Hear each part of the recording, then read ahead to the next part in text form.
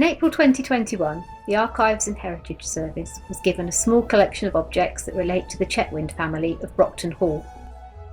The items turned out to be some of the most extraordinary examples of hand-embroidered clothing that the team had ever seen, not least because they belonged to a man rather than to a woman. The donation came from the estate of the late Mary Keir of Sheraton in Hampshire, and the collection had been passed to her by her friend the late Hilary Chetwynd of Brocton Hall.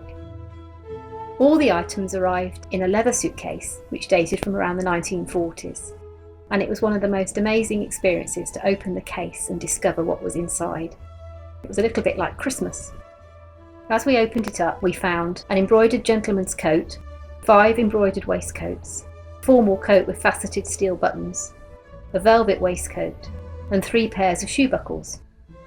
It also included 5 embroidered whitework infants' caps and some other smaller costume items and ephemera. So who was George Chetwynd? George Chetwynd was born on the 23rd of July 1783.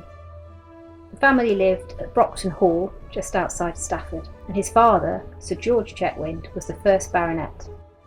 The family is a junior branch of the Chetwynd family of Ingestre in Staffordshire.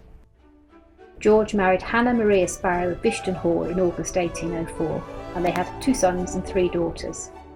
He was succeeded after his death in 1850 by his eldest son George.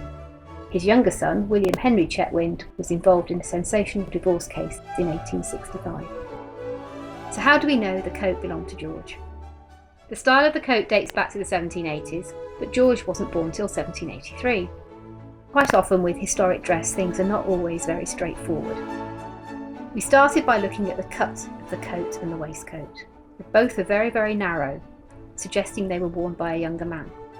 This probably rules out George's father, who would have been in his 50s by 1790.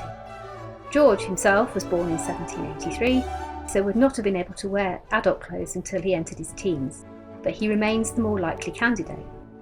This still leaves us with the puzzle of why the style dates from the 1780s. If we look a little bit closer, there are lots of clues.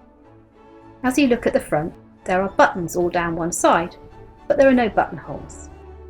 There is a hook and eye fastening across the chest, and an excess of decoration.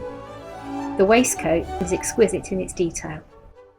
What would such an extravagant outfit have been worn for? The elaborate nature of the coat suggests it was worn at the royal court. People would have gone to the court to be presented to the King, George III and Queen Charlotte. The fashion of the court was very outdated. People wore garments that dated back to earlier in the 18th century. Men wore elaborately embroidered coats, waistcoats, breeches, silk stockings and buckled shoes. Women wore a dress called a mantua.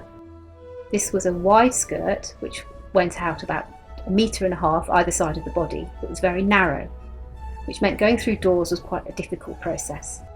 Sitting down was not allowed at court, and the dresses themselves weighed around 10 pounds, so they're very uncomfortable to wear.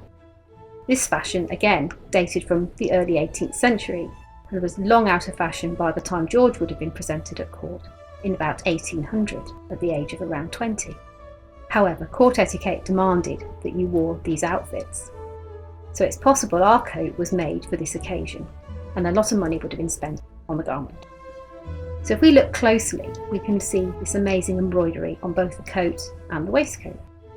Once the embroidery had been completed, the fabric was sold to a silk mercer and then taken to a tailor.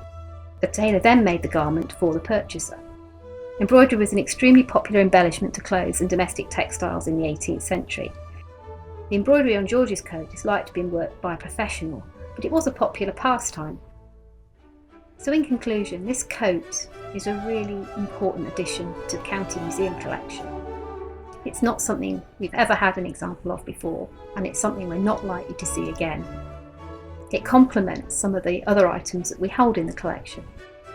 What we don't have quite often are the stories behind the objects, and this is really lovely to be able to put a person with the item. If you want to find out a little bit more about George's coat and other items in the collection, check out our microsite.